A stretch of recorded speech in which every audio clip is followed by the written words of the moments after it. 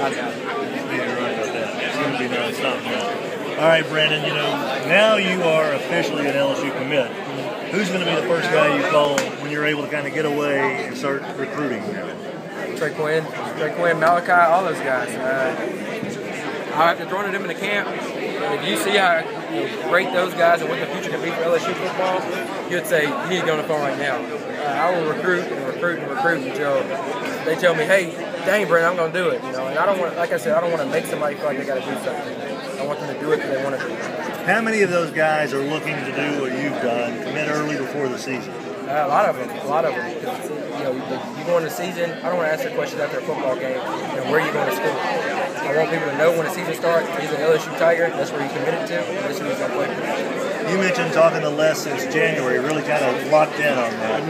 Is that when maybe 90% of you was thinking, this is going to be an LSU deal, someone's going to have to blow me away to pull me out of this state? I wanted it to be Arkansas. Honestly. And, they went through a coaching change, obviously. And, when I went to LSU, I liked it. I went to Alabama, I liked it. But I got a feeling with LSU that I didn't get with anybody else. And every quarterback, from Dak Prescott to Johnny to AJ, all these guys told me, you'll know, when you go to that place, you'll feel it. And I felt it. You mentioned Dak. That's interesting because some people were like, LSU came on late on him after, Mullen was over him pretty early. And they thought, well, why would Dak want to leave the state? And he could have played for a state university, but he had already committed. He felt like he had to do that. Did he mention that to you about going out of state versus staying in state, the dangers or the positives? No, he never told me anything like that. It was majority of it was, Brandon, go where you want to go. I'm going to support you. Dak's my idol. I was a freshman over there on the varsity team. I remember watching Dak and Kobe battle out. And I remember the first time I sent him a Facebook message telling him I looked up to him, and now he texted me early today, told me just go where your heart is. And that's where my heart is, in Baton Rouge.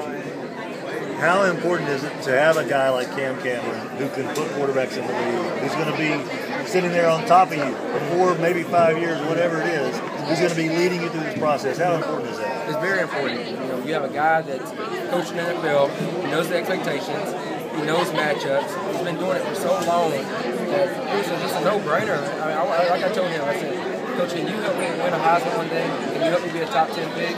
Can you help me win an SEC championship? Can you help me reach all the ultimate goals that I want to do and I want to accomplish in my career playing football? He said, Brandon, you got to trust me. Let's go with this. Trust me. What did he say you need to work on? Majority of it is, footwork. Continue to work on my footwork because that's the most important thing for a quarterback. And that was pretty much it. He likes the way I throw the ball. He keep comparing me to Zach when I throw the ball. So he likes the way I throw it. And it's just a difference when you get an NFL guy who has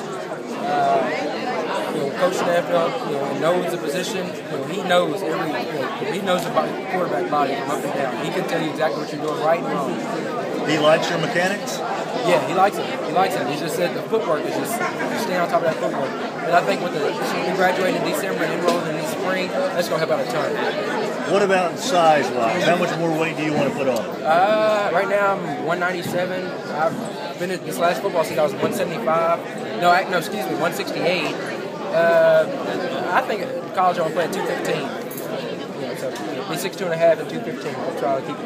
Are you concerned about losing a little bit of the speed with that? No, I hadn't lost it since I gained 30-some pounds since then. How fast are you right now in the 40?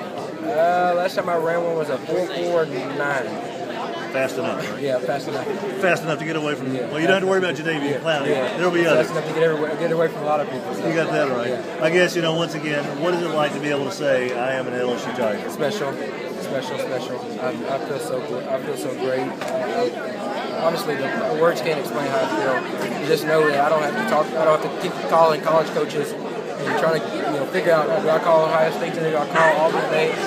It's just the only person I got to call is LSU. And I'm excited about saying that. I got one more question. One more question about you mentioned Arkansas. What did they do that kind of made you go, well, they're going to run a different scheme. And, they came out and evaluated me late in the spring after they offered me. They came out and evaluated me late in the spring. I think they're going to have a fantastic program. I just saw that other programs fit what I do a lot better.